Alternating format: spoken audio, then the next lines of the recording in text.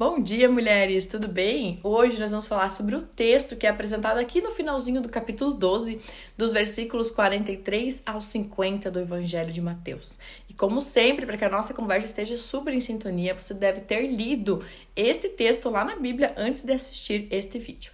Caso não tenha feito, pare o vídeo, pegue a sua Bíblia e leia. Capítulo 12, dos versículos 43 ao 50. Bora lá o texto? Então, aqui Jesus, ao contar uma parábola do espírito impuro, ele ensina que um coração limpo, mas vazio, é perigoso. Como assim? Então, um espírito maligno, ele pode sair, mas se a nossa casa, ou seja, o nosso coração, permanece desocupado, o que vai acontecer? Ele vai retornar com inquilinos ainda piores e vai deixar essa pessoa numa condição ainda mais grave. Então, isso reflete o perigo de uma vida reformada somente externamente, mas sem a transformação guiada pelo Espírito Santo. Vocês lembram da última aula sobre a verdadeira transformação interna? Então, apenas expulsar os maus hábitos ou buscar uma mudança superficial, gente, não é suficiente. A gente precisa do domínio de Deus sobre as nossas vidas, né? E depois que Jesus está falando sobre isso, ali no versículo 46, ele é interrompido enquanto ensina. Por quê? Porque ele é informado que a sua mãe e os seus irmãos o esperam. Então ele aproveita esse momento para ensinar outra verdade crucial, né? Não podia ter uma brechinha, ensino, né? Laços de sangue não são tão importantes quanto laços espirituais. Então, a verdadeira família de Cristo, ela é composta por aqueles que fazem o quê? Fazem a vontade do Pai. Então, essas palavras de Jesus não desonram a sua família terrena ou a nossa, né?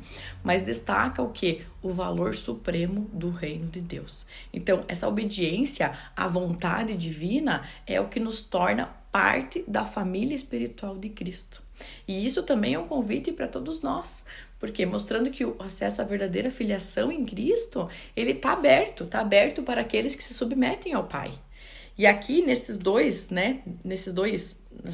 aula a gente tem dois ensinamentos, né? Nesses versículos temos dois ensinamentos. Então, o primeiro ensinamento, ele é especialmente relevante para aqueles que confiam em reformas externas.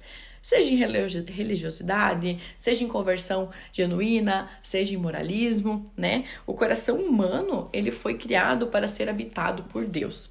E qualquer vazio espiritual será preenchido por algo, seja bom ou seja mal. Olha só, então a gente precisa refletir. O que a gente está tentando fazer? Será que a gente está apenas tentando limpar a casa com as nossas forças? Ou será que a gente está permitindo que Deus preencha a nossa casa? Né? Não basta abandonar pecados, não basta, tá? É necessário convidar o Espírito Santo a reinar em nossa vida. A verdadeira transformação genuína. Volta na aula de hoje. Reassista ela, porque falamos basicamente sobre isso. Falamos sobre a verdadeira transformação da árvore e seus frutos, lembram? E o segundo ensinamento aqui é que a nossa obediência à vontade de Deus é o que nos torna parte desta família espiritual de Cristo, né?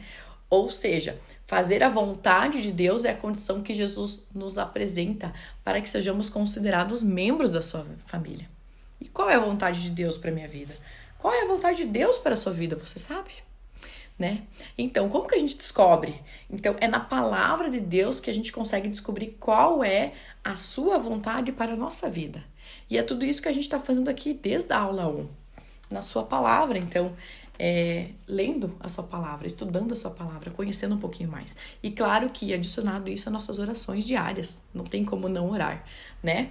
E eu tenho certeza que ao longo desse dia, você vai ficar com esses dois ensinamentos na sua cabeça. E eu quero te lembrar mais uma frase que diz o seguinte. Anota aí, bem grande assim, pra você não esquecer. Copo vazio não derrama nada. Esse copo é a tua vida. O que você deseja derramar hoje? Né? Então, fica com essa reflexão, fiquem com esses ensinamentos para o dia de hoje.